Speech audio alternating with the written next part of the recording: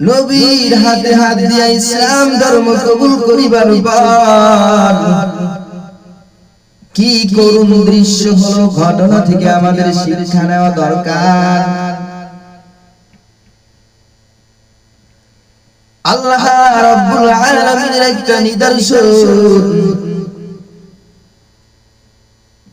নবীর সাহাবী বিদায় নিয়ে চলে গেল রাহমাতাল লিল আলামিনের কাছে। যখন খবরটা চলে আসলো, নবীর কানে যখন খবর পৌঁছায় গেল, নবী আপনার সাহাবী দুনিয়া থেকে বিদায়, আপনি জানাজা পড়াইবার জন্য রওনা হন। নবী শুধু একা যান না, আবু বকর, ওমর, আলী, উসমান সহ যত